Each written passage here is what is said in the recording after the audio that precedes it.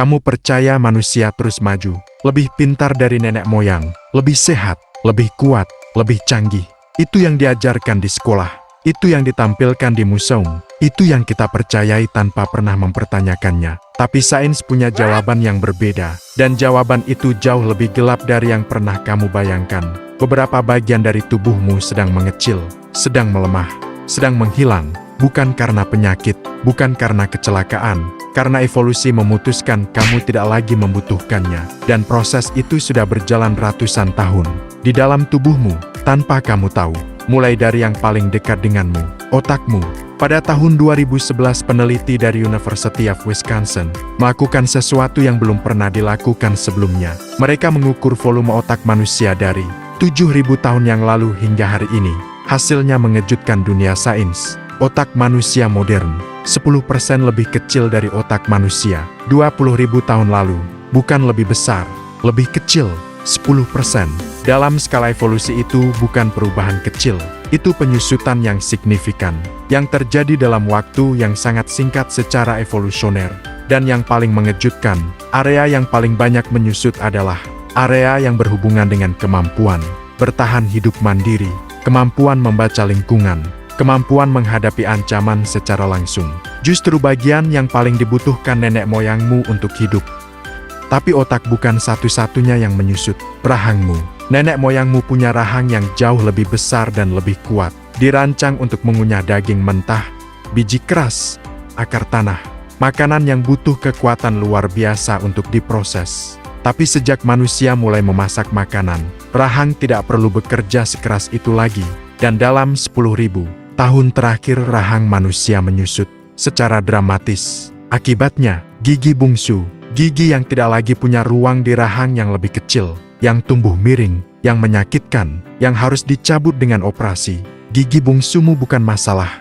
Gigi bungsumu adalah bukti bahwa tubuhmu masih membuat gigi untuk rahang yang sudah tidak ada. Sistem lama, tubuh baru, ketidakcocokan yang menyakitkan, dan masih ada lagi tulang belakangmu. Manusia berevolusi dari makhluk yang berjalan dengan 4 kaki, dan tulang belakang yang dirancang untuk 4 kaki dipaksa berdiri tegak dalam waktu yang sangat singkat secara evolusioner.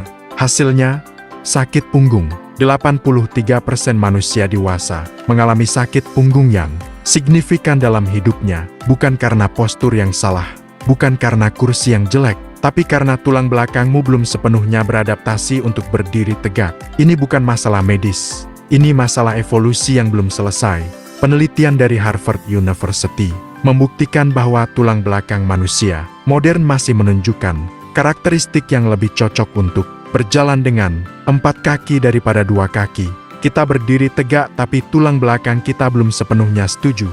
Tapi dari semua bukti evolusi mundur yang ditemukan sains, yang paling mengejutkan adalah ini: kemampuan bernavigasi.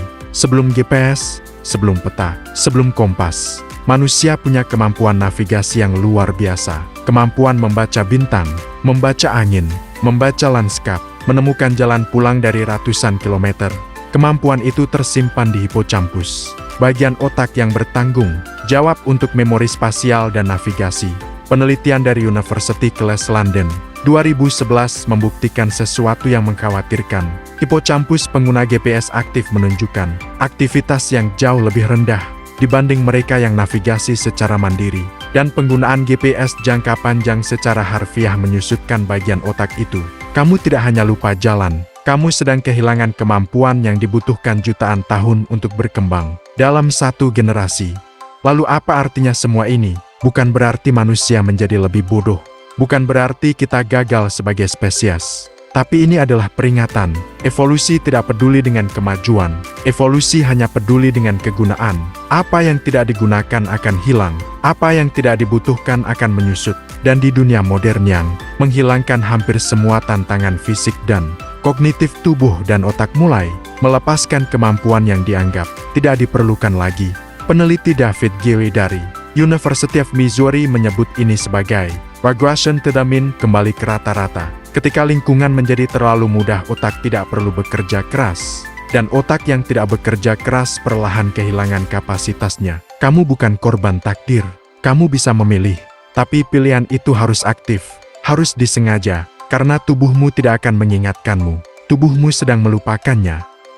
Evolusi tidak berhenti, tidak pernah berhenti. Ia sedang terjadi sekarang, di dalam tubuhmu, di dalam otakmu, di dalam setiap keputusan yang kamu buat atau tidak kamu buat. Setiap kali kamu memilih aplikasi daripada pikiranmu sendiri, kamu memberi sinyal kepada evolusi bahwa pikiran itu tidak diperlukan. Setiap kali kamu menghindari tantangan yang bisa kamu hadapi, kamu memberi sinyal bahwa kemampuan itu tidak dibutuhkan. Evolusi mendengar, dan evolusi mencatat. Dalam skala generasi bukan tahun, kamu tidak bisa melawan evolusi. Tidak ada yang bisa, tapi kamu bisa memilih tantangan yang cukup untuk memberi sinyal bahwa kemampuanmu masih dibutuhkan, masih relevan, masih layak dipertahankan. Karena evolusi tidak mengenal kompromi, gunakan atau hilang. Kalau video ini bikin kamu mempertanyakan bagaimana kamu menggunakan otakmu, itu bukan kebetulan. Like kalau kamu mau lebih banyak orang mulai bertanya hal yang sama. Subscribe, karena masih banyak fakta hitam tentang masa depan manusia yang belum kamu tahu.